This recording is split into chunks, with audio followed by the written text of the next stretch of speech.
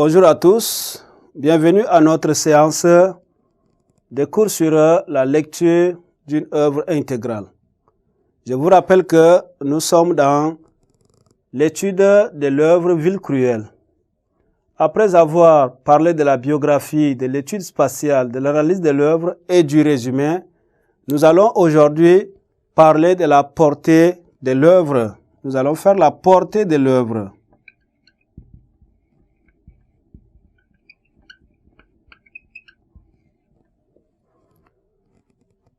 L'espace et le temps, comme nous le savons, jouent un rôle manifestement important dans l'économie du récit à travers de nombreuses descriptions d'une exploitation historique. Cela tient lieu de temps fort, si bien que le récit clôt son évolution dans un dénouement malheureux.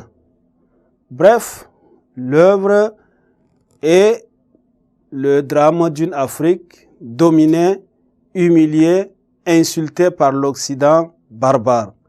Voilà, c'est ça la portée de notre œuvre.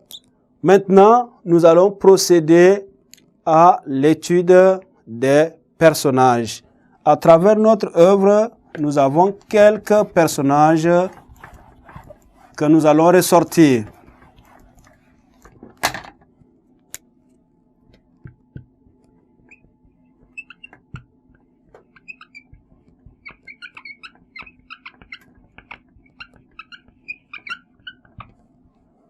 Quand vous lisez l'œuvre, vous trouvez le nom le plus important, le personnage de Banda.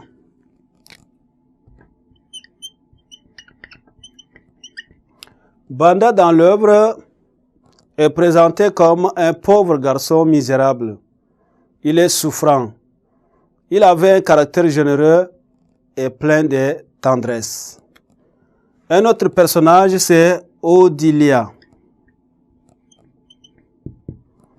Odilia, qui est une jeune fille belle, aimable et dévouée. Nous avons encore un autre personnage en la personne de Koumé. Koumé, qui est un jeune homme, il travaille chez un commandant qui était dur.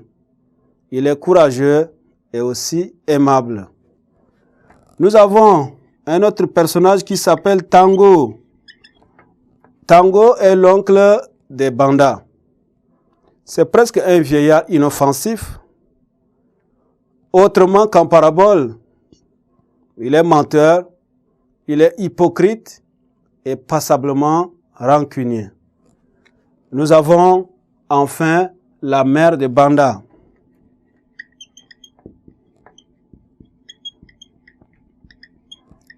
La mère de Banda, c'est cette pauvre femme misérable qui est toujours régulière à la messe. Elle s'est sacrifiée afin d'élever son enfant Banda. Voilà, ce sont là les personnages principaux. Maintenant, en conclusion, nous disons ceci. L'œuvre Ville cruelle a révélé l'atrocité des pratiques des Blancs en Afrique. Dans cette œuvre, il est aussi question de Banda qui était animé de grands espoirs en pensant vendre son cacao, mais il sera prolongé dans un gouffre car les Grecs vont lui voler tout son cacao en lui faisant croire qu'il est mauvais. Voilà, c'est de cette manière que nous avons procédé à l'étude de l'œuvre Ville cruelle. Je vous remercie pour votre aimable attention. Au revoir, à la séance prochaine.